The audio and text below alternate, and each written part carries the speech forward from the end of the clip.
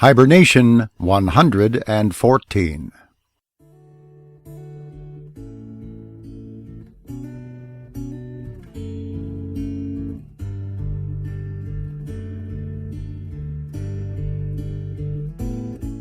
Grizzly's Growls presents Stories from the Hiber-Nation. Read by David Grizzly Smith.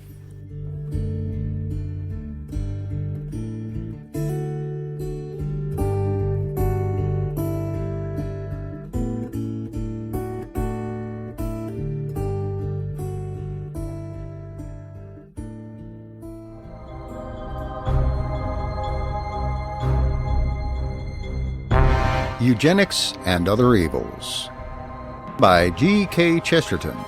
Read by David Grizzly Smith.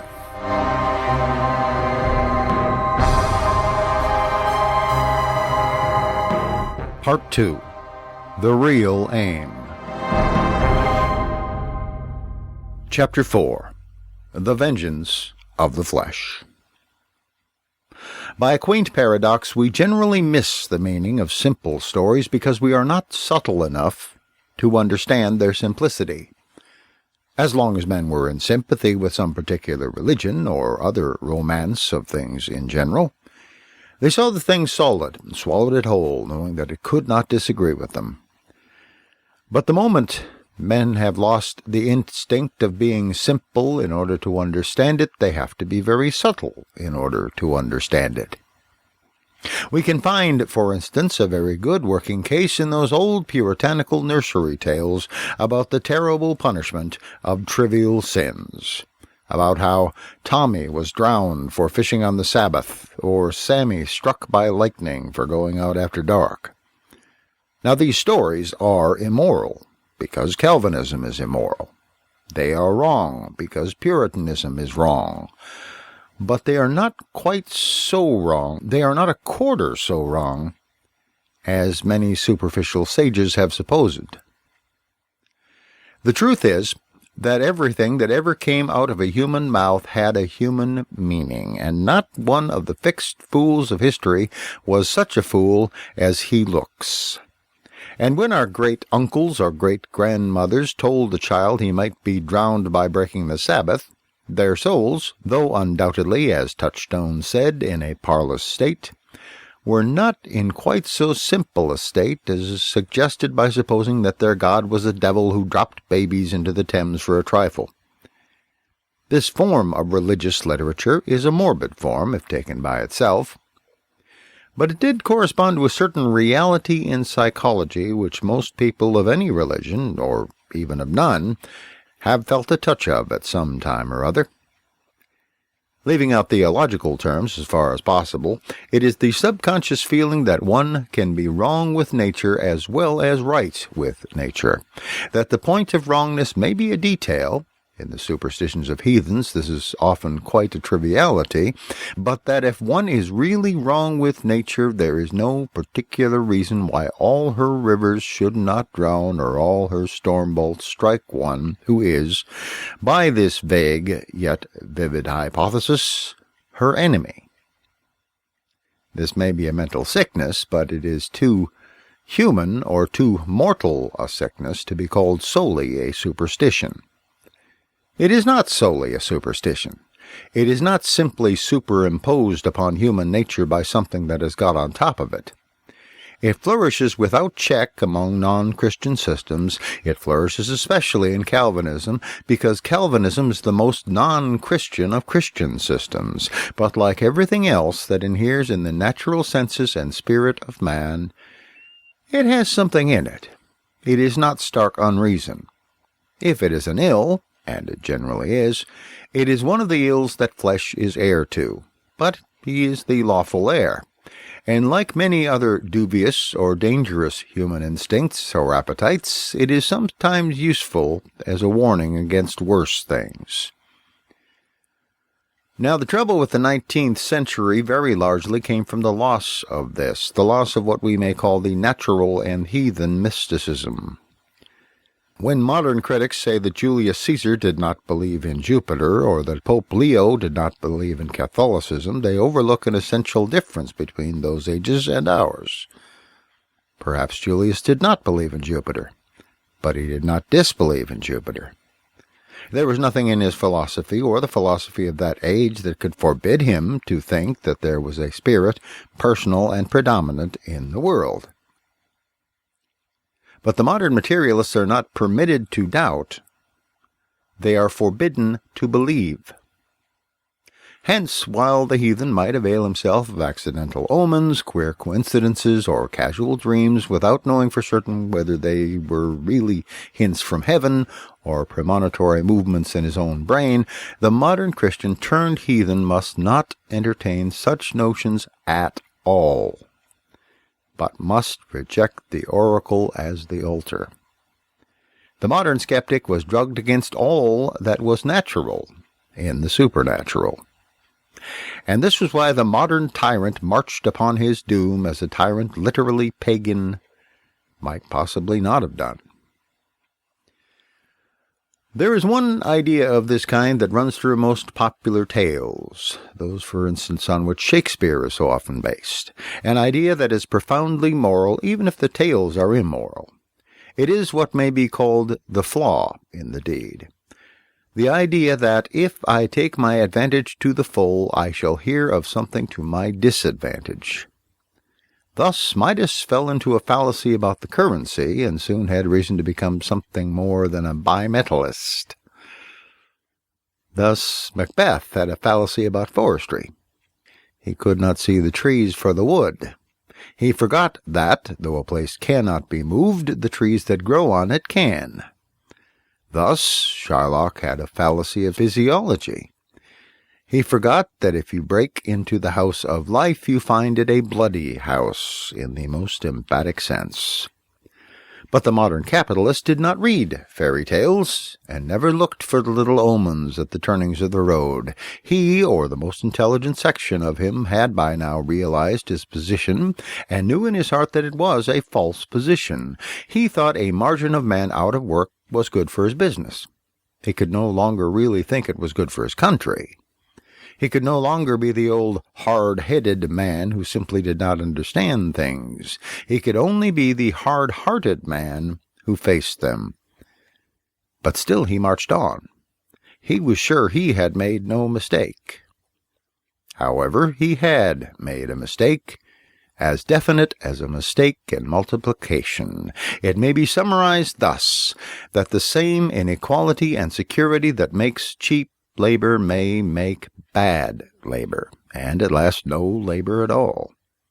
It was as if a man who wanted something from an enemy should at last reduce the enemy to come knocking at his door in the despair of winter, and should keep him waiting in the snow to sharpen the bargain, and then come out to find the man dead upon the doorstep.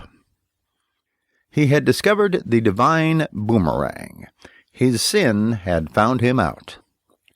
The experiment of individualism, the keeping of the worker half in and half out of work, was far too ingenious not to contain a flaw.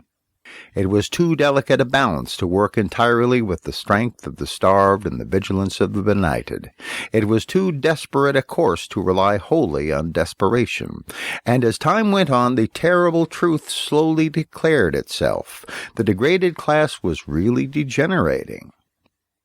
It was right and proper enough to use a man as a tool, but the tool, ceaselessly used, was being used up. It was quite reasonable and respectable, of course, to fling a man away like a tool. But when it was flung away in the rain, the tool rusted. But the comparison to a tool was insufficient for an awful reason that had already begun to dawn upon the master's mind. If you pick up a hammer, you do not find a whole family of nails clinging to it. If you fling away a chisel by the roadside, it does not litter and leave a lot of little chisels. But the meanest of tools, man, had still this strange privilege which God had given him, doubtless by mistake. Despite all improvements in machinery, the most important part of the machinery, the fittings technically described in the trade as hands, were apparently growing worse. The firm was not only encumbered with one useless servant, but he immediately turned himself into 5 useless servants. The poor should not be emancipated, the old reactionaries used to say, until they are fit for freedom. But if this downrush went on, it looked as if the poor would not stand high enough to be fit for slavery.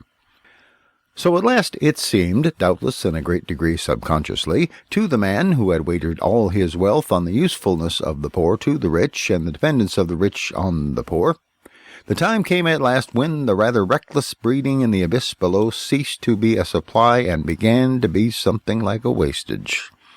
Ceased to be something like keeping foxhounds and began alarmingly to resemble the necessity of shooting foxes. The situation was aggravated by the fact that these sexual pleasures were often the only ones the very poor could obtain, and were therefore disproportionately pursued, and by the fact that their conditions were often such that prenatal nourishment and such things were utterly abnormal. The consequences began to appear, to a much less extent than the eugenists assert, but still to a notable extent, in a much looser sense than the eugenists assume, but still in some sort of sense. The types that were inadequate or incalculable or uncontrollable began to increase. Under the hedges of the country, on the seats of the parks, loafing under the bridges or leaning over the embankment, began to appear a new race of men, men who are certainly not mad, whom we shall gain no scientific light by calling feeble-minded, but who are in varying individual degrees dazed or drink-sodden or lazy or tricky or tired in body and spirit. In a far less degree than the teetotalers tell us, but still in a large degree, the traffic in gin and bad beer, itself a capitalist enterprise, fostered the evil, though it had not begun it. Men who had no human bond with the instructed man, men who seemed to him monsters and creatures without mind, became an eyesore in the marketplace and a terror on the empty roads. The rich were afraid. Moreover, as I have hinted before, the act of keeping the destitute out of public life and crushing them under confused laws had an effect on their intelligences which paralyzes them even as a proletariat. Modern people talk of reason versus authority. But authority itself involves reason, or its orders would not even be understood. If you say to your valet, "Look after the buttons on my waistcoat," he may do it, even if you throw a boot at his head. But if you say to him, "Look after the buttons on my top hat," he will not do it, though you empty a boot shop over him. If you say to a schoolboy, "Write out that ode of Horace from memory in the original Latin," he may do it without a flogging. If you say, "Write out that ode of Horace in the original German," he will not do it with 1,000 floggings. If you will not learn logic, he certainly will not learn Latin. And the ludicrous laws to which the needy are subject, such that which punishes the homeless for not going home, have really, I think, a great deal to do with a certain increase in their sheepishness and short-wittedness, and therefore in their industrial inefficiency. By one of the monstrosities of the feeble-minded theory, a man actually acquitted by judge and jury could then be examined by doctors as to the state of his mind, presumably in order to discover by what diseased eccentricity he had refrained from the crime. In other words, when the police cannot jail a man who is innocent of doing something, they jail him for being too innocent to do anything. I do not suppose the man is an idiot at all, but I can believe he feels more like one after the legal process than before. Thus all the factors, the bodily exhaustion, the harassing fear of hunger, the reckless refuge in sexuality, and the black botheration of bad laws, combined to make the employee more unemployable.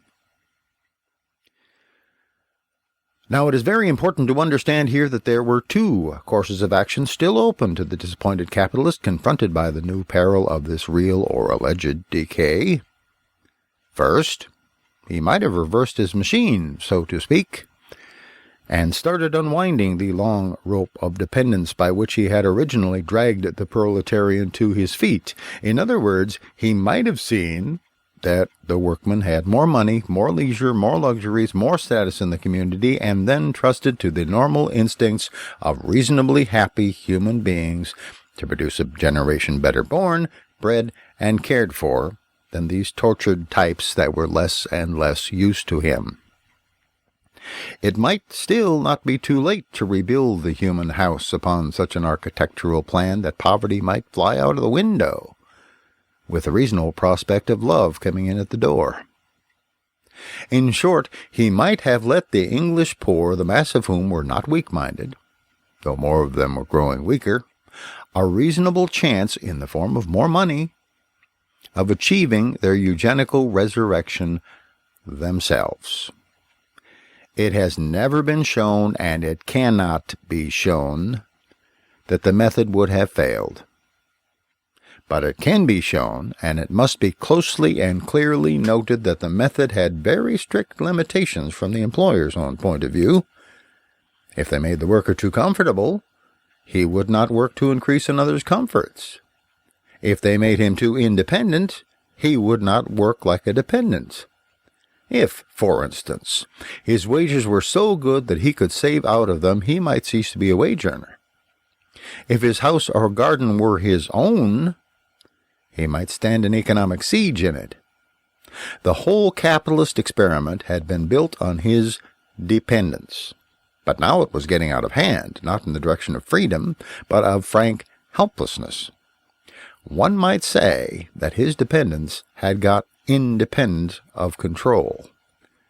But there was another way, and towards this the employer's ideas began, first darkly and unconsciously, but now more and more clearly to drift. Giving property, giving leisure, giving status costs money. But there is one human force that costs nothing. As it does not cost the beggar a penny to indulge, so it would not cost the employer a penny to employ. He could not alter or improve the tables or the chairs on the cheap, but there were two pieces of furniture, labeled respectively the husband and the wife, whose relations were much cheaper. He could alter the marriage in the house in such a way as to promise himself the largest possible number of the kind of children he did want, with the smallest possible number of the kind he did not. He could divert the force of sex from producing vagabonds, and he could harness to his high engines unbought the red, unbroken river of the blood of a man in his youth, as he has already harnessed to them all the wild waste rivers of the world.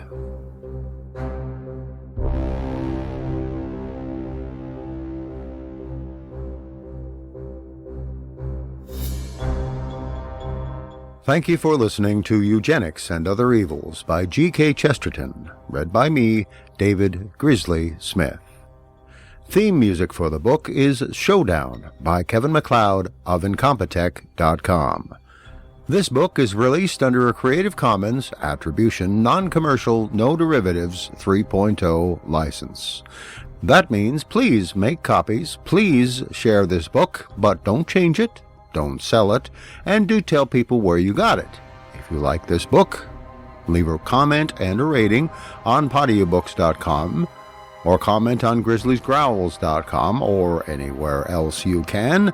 Blog about it, podcast about it, tweet about it, tell everyone. Thank you.